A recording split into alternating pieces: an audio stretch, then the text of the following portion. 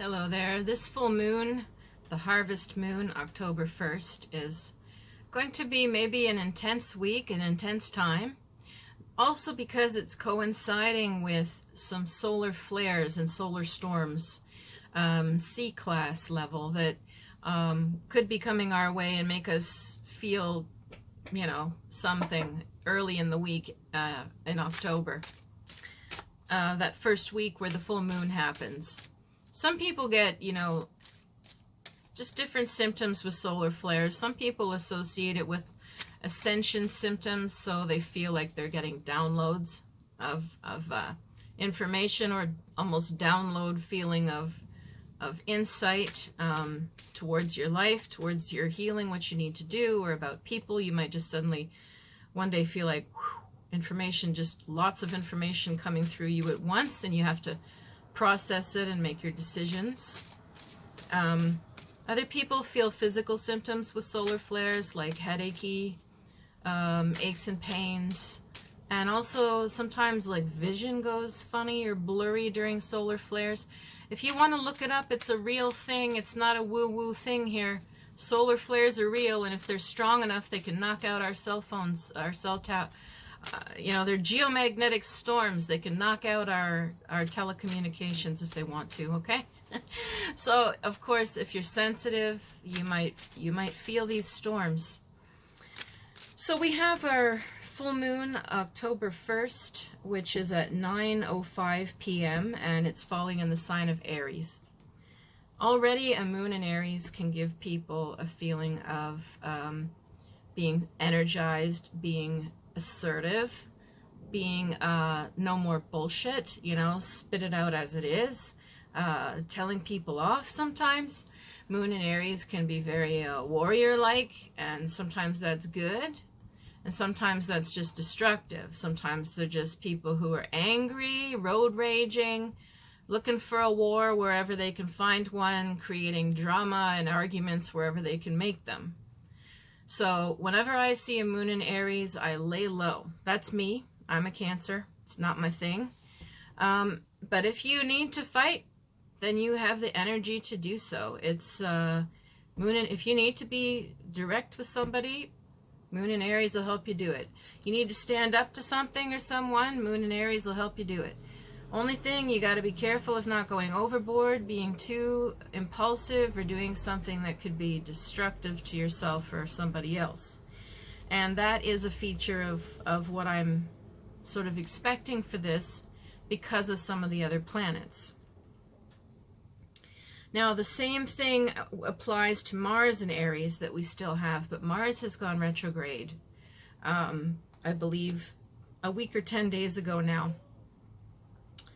Mars retrograde, so take that warrior or, rebel, anarchist kind of energy I just described with the Aries moon, turn that inwards, suppress it, because retrograde is like, pushes it to the back, sticks it in your throat, makes you feel like pent up, makes you feel quite frustrated. So because it's not on the same degree, the full moon's not sitting on the same degrees as Mars, so it's a little less intense, but it's still both in Aries. So we want to watch on this full moon that we don't lose our tempers, lose our shit, unless there's a really good reason to, and you might just feel that in the air. I'm going to talk more in depth about the chart. But first, we're going to do the cards for this month. So let's take a look.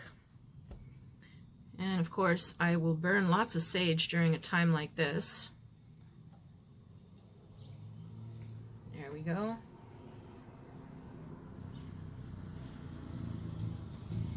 If you've got some, you might want to do it too.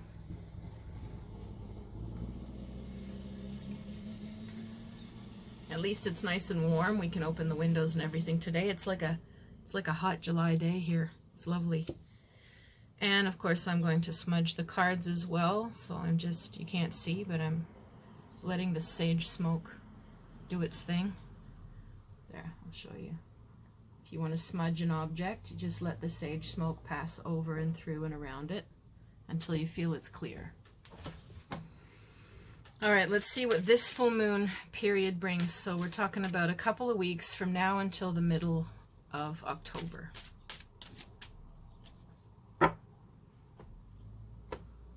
So our first card is the Queen of Pentacles, or discs.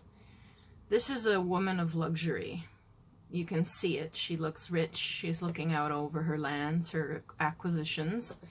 She has her little goat or her ram who's guarding. Like, what are you doing? Who are you? You can't come in here. So it's interesting. We see a ram, which is Aries related usually. We see, even though this card is an earth card, she's got horns. Again, it's alluding to the ram. And she is very well protected and has her guards. She doesn't even show us her face. What does that mean? So there could be somebody in your life who's who fits this description. They could be wealthy, maybe not, but they're probably quite secure in some way in their lives. And they're not showing you their face. They're not showing their true self, or they're not being vulnerable with you. They're not showing their cards at work. They're not being open. Pardon me, they're not being open with you. It doesn't mean deceptive. It could be, but it doesn't always mean deceptive. It could just mean somebody who's in their own world, in their own head, preoccupied with, you know, look at her. She's looking out at her land. She's concerned what she's going to do with her stuff. So the person might be neglecting you or not getting back to you, and, you know, it's frustrating, but their reasons probably are not personal to you or deceptive. It's probably her own preoccupation with her own worries in her own world, in her own head. However, sometimes this woman could sort of be excluding or dissing you, and she'll never tell you. She'll just not be available, not be around. Okay, the Death card is next. Well, okay, the Death card means, in a general sense, there could be sort of a shock coming for people. Something we thought was solid and that rock solid we could count on, making your plans around this job, person, house, whatever it is. The universe comes along, says, nope, it's gone. Nope, it's not working. Nope, they disappeared. That's it. And it's the transformation card. And yeah, change is not fun sometimes, but this is usually a very good thing. So whatever it takes away, it brings something better in its place. Who knows? We'll take a look and see if does it have to do with that lady in your life. You know, maybe it's replaced. Maybe it's just not gonna suddenly work with somebody, or with a boss, with a relationship, with a friend, with a person, with somebody. The Death card is bringing a big earthquake kind of shift around it. But don't be scared of it. It brings good. Oh, interesting. The Hierophant is next, and so we have a period of connecting to your source, your spirit. You see, he's got guides and animals around him. He's got the inner Isis goddess down below holding the moon, so he's in touch with his intuition. He's got a little child in the star in his heart, in touch with your inner child, but it's a wise old man, and it's got this window of stained glass or clear glass around the snake running around the window and protecting it from any poison arrows. So this is a very interesting card. You know, it means pull in, go within, research, read, reflect, meditate, be with yourself, do things you need to do for, like, protecting yourself, but not like, oh, gotta protect myself, oh no, like, get away from me, these people. No, it's not like that. It's like, oh, interesting, this is not really working the way it feels right for me, or, oh, this person is a little bit evasive or not. Okay, just take a step back, give them their space, do your own things, do the things you need to do for yourself. This is also sometimes a card of learning and study, and including spiritual. So go back and go within, go within, go within. Meditate, read things that mean something to you, ground yourself again, and you'll help yourself through the death card phase. It's interesting that it's my major arcana is coming up because, you know, to me, the fall feels really big. There's, I can't tell you exactly, but I just know that the fall is going to bring a lot of big changes, and not just the election, and not just COVID. That's part of it, but a lot of people are feeling the pull to make major changes. And so, as I've said, it feels like every little piece on the chessboard is moving. You're thinking of moving. I'm thinking of moving. They're thinking of quitting. She's thinking of leaving. Everybody's thinking about what they're going to do. And so we all feel this, well, I don't know, anything could happen, anything could happen, anything could happen kind of vibe. No, and it paralyzes some people, and other people are like, well, I don't care, I'm just going to do my thing anyway. And other people get scared, you know, but we all have a reaction. But that's what's in the air, is like major, and the death card doesn't surprise me. Major change coming. You can make the most of it. All right, our next card is Princess of Wands. So that's really like an Aries type card. She's fiery and young and spontaneous and courageous and brave. She's gonna feel what she wants to do or say. You're not gonna stop her. She's just gonna do it. And she's got enough will to fly, you know. And so you might find this is an actual person around you. So if it's not you, could be someone around you, youthful and spontaneous, upbeat, active. That's the way they are. They're going to either uplift and coach you, or you might find it in yourself. But it comes after the reflection period, not before. Next card is the Seven of Cups. So Seven of Cups is toxic energy. As it's pretty clear, it can mean toxic when it comes to health, when it comes to emotions, toxic mindset, bad dealings in money, terrible, you know. This is like a card of, you know, financial scams. It's a card of STDs. It's a card of cheating on people. It's a card of like the swamp. Playing games, manipulation, emotional abuse. So we might see this playing out or exposed in our lives.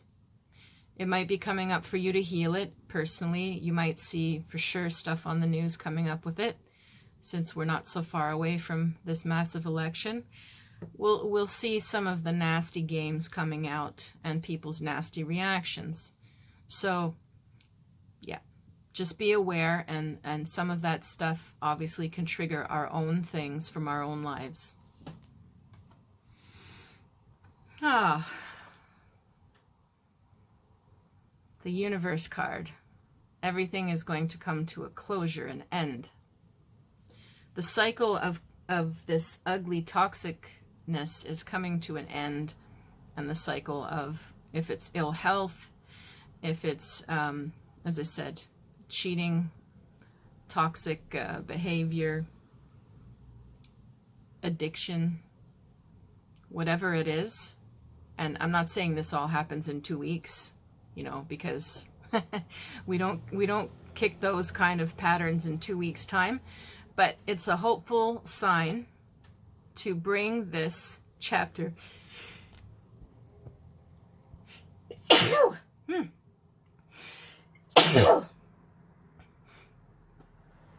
It's a very hopeful sign telling us to put an end to that chapter in your life, and perhaps and hopefully in society, perhaps and hopefully in the election systems or legal systems that allow for any of this craziness that's going on. So it's a good sign for the end of a chapter and things coming to a close. And there's, you know, there's a feeling of, there's such balance and strength in this card that there's a sense of healing and justice in this card too. After that, look at all these major arcanas. Wow, it's a big month. After that, we get the Chariot. So we have armor, you know, protection. We have the charioteer just sort of sitting there. Is, we don't know if it's a man or woman in there, doesn't matter. But just to say, like, there's a figure that's armored and ready to go in this chariot. And yet the chariot's not moving. It's blocked. There's obstacles. Even though there's enormous power going on in these radiating circles around the charioteer and also from the solar plexus, from the disc. So this is someone that knows how to manifest major changes and get what they want, but they are facing obstacles for now. So you might find that it's a time like that as well, where you're in touch with what you really want, but again, you have to, there's obstacles, and one of those could be, you know, a pandemic that's got nothing, it's not your fault. But you have to take a look at what things are getting in your way and be patient with about it. The next card is the Ten of Wands, so the oppression card, lack of freedom, people not getting, not being treated well with their freedom, people being trampled on, treated like crap.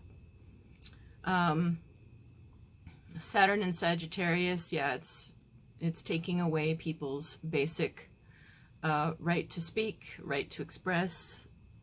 I don't like seeing this, but this is what it is. If this is how you're feeling in your own life, then you must get out of that situation. If you're feeling oppressed, if this is something global or bigger than us, again, we have to adapt and protect ourselves somehow. And finally, we have the Hermit card. And to me, the Hermit card, you know, it goes hand in hand with the Hierophant card, but stronger. This is a card of quarantine.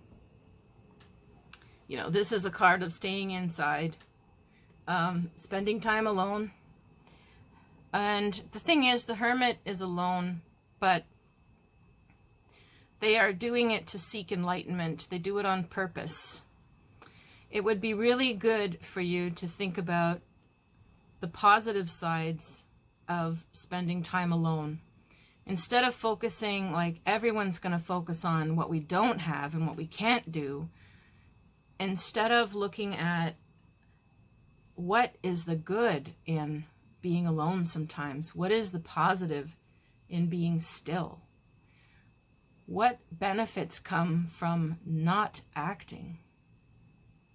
Because you will not reach insight, and you will not remember, I don't know, maybe past trauma that needs to come up. It won't come up if you're busy, busy, busy, busy, busy.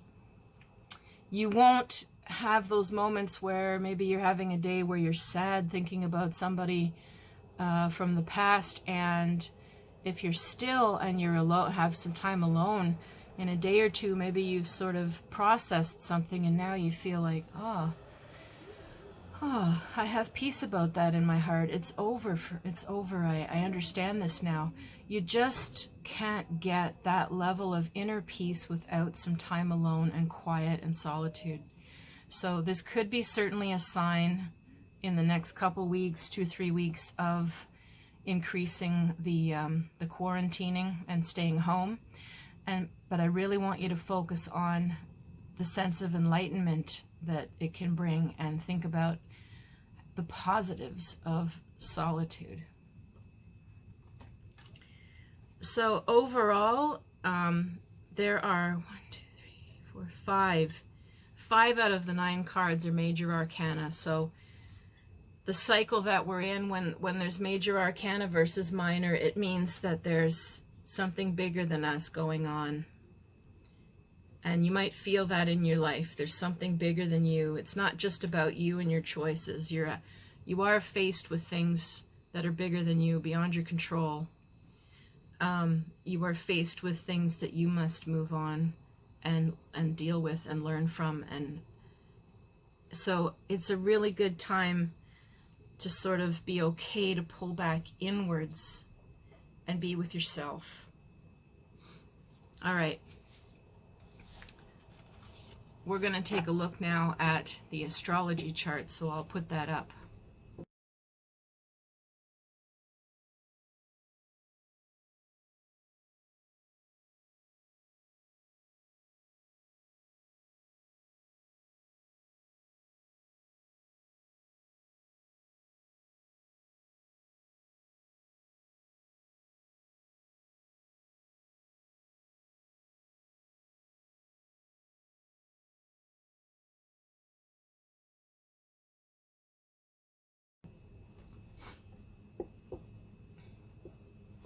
All right, so we have, of course, the sun is in Libra, and the moon is in Aries.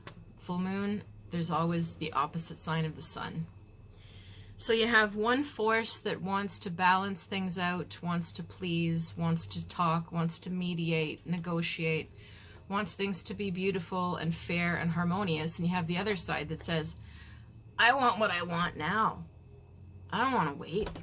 It's about me.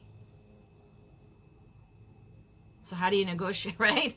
You have this kind of Aries moon, like ready to fight.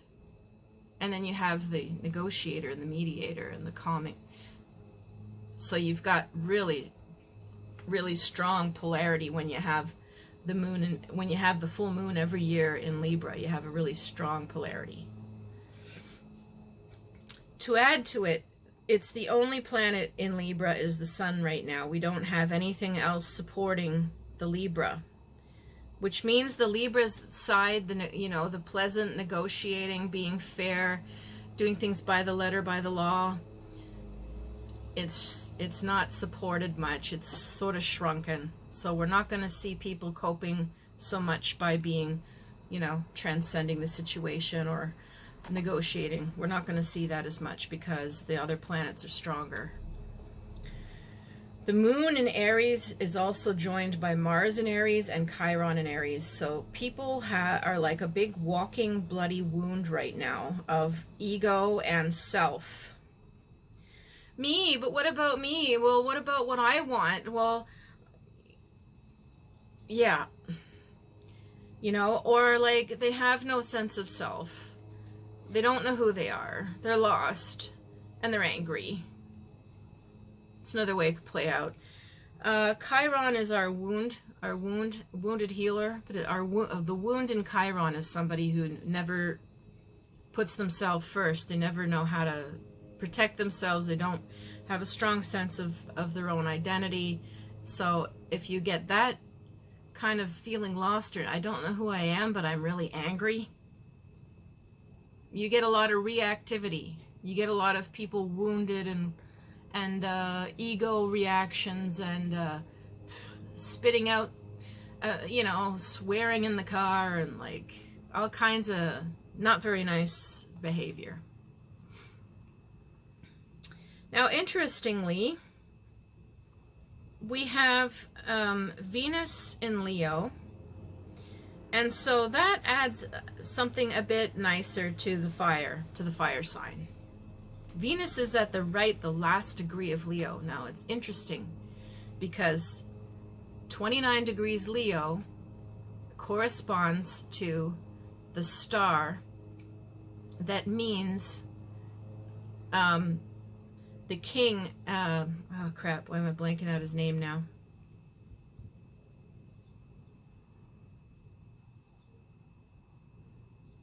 I'll figure it out. 29 degrees Leo is a king who was assassinated. So it corresponds to a star. Oh yeah, Regulus. 29 degrees Leo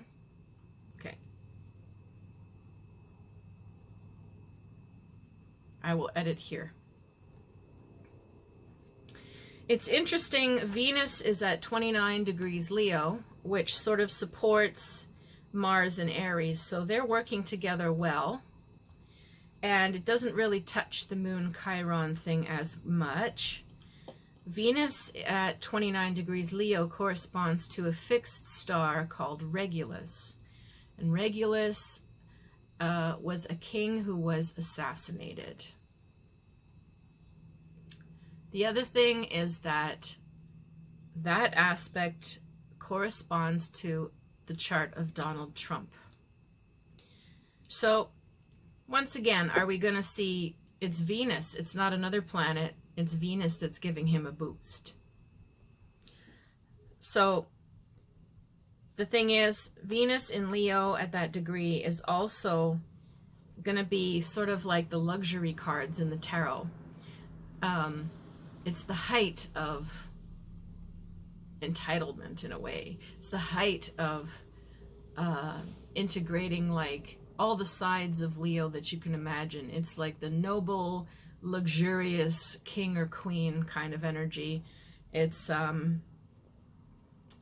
it could bring that out. It could bring out some drama. It could bring out some entitlement.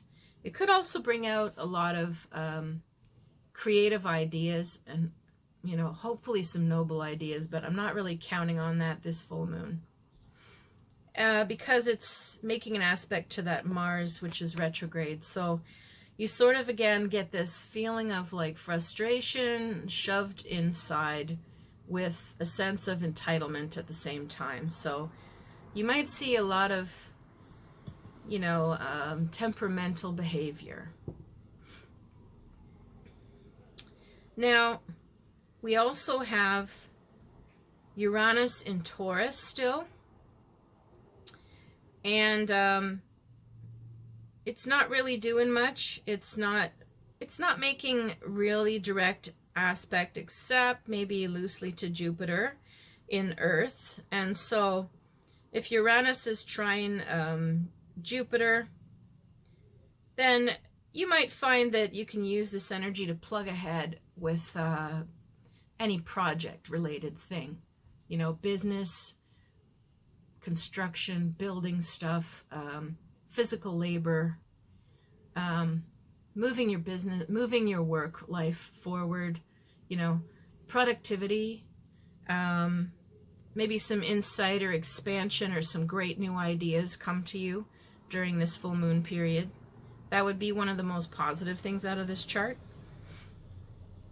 We still have, of course, Pluto, Saturn, and Jupiter all together in Capricorn, making a big upheaval, you know, and challenge in Capricorn. So it's still, this whole year is about challenge and threat to our government systems and structures, and it's just going to continue. And again, it doesn't make direct aspects to square off with anything with the full moon. So the upheaval side, the challenging the corporation, the challenging the government thing is not super strong. It's there, but it's what I feel is more like on a personal level, on a day-to-day level, on a, you know, on the highway, in the grocery store kind of deal. Just sort of like snapping, you know, people pissed off, people taking out their build-up and their frustration out in stupid ways, you know, like maybe, you know, refusing to wash their hands, stuff like that. You know, breaking the rules, but not in a clear way where it's like protests and challenging the government or the police or whatever. More sort of like passive-aggressive ways, you know, so it's sort of, like I said, frustration and being pissed off and breaking the rules. The other interesting thing is Mercury is in Scorpio, so people are in a very, like, tell it like it is, I see through you. Mercury in Scorpio wants to communicate on a deeper level, so we might see people just sort of fed up with, like, social media and fed up with You know, anything we perceive as fake or shallow, people might just be like, I'm done, I'm not listening to this anymore. That could be another way frustration plays out as well. Yeah, and it's interesting. I also wanted to touch on the Sabian Symbols.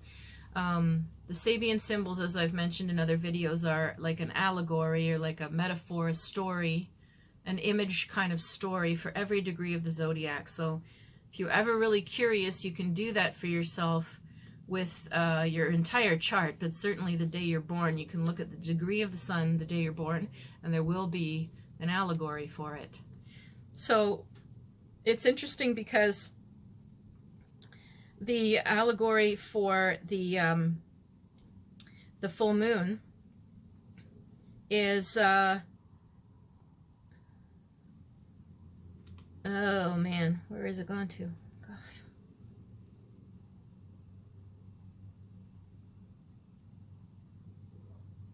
Okay.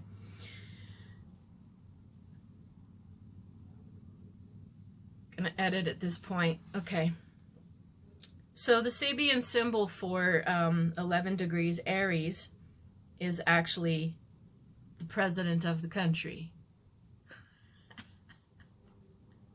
So it's interesting. The full moon symbol in Aries, that degree we're having now, stands for the president of the country. So we might see presidents coming under a little bit of attention because the allegory, as it says, with authority comes responsibility. So we may see more people taking their leaders to task about their responsibilities. That could be on any president, prime minister, anybody. And people pretty frustrated and built up about it. And people like really, because Mercury and Scorpio, like, psst, bringing up the past, digging in there. The Libra is subdued. There's not going to be much pleasantry about this one. It's a funny vibe, this full moon. It's a very funny vibe. Obviously, when the vibe feels like this, I can feel there's a weight in the air. There's a heaviness in the air. A lot of people moving around and changing and trying to decide how to alter their lives to be happier. A lot of people nervous and up in the air. A lot of people scared. And at the same time, there's nothing that's saying that it's really clear, explosive, confrontational, moving things forward, turning point. It's feeling more like a dull, kind of grumpy, suppressed kind of energy. It's not a clear, oh yeah, we're going to tackle you on that. It's more agitated and more frustrated than that. So again, the cards suggest it's a good time to go within. It's a good time to be okay with your solitude, with your quiet peace,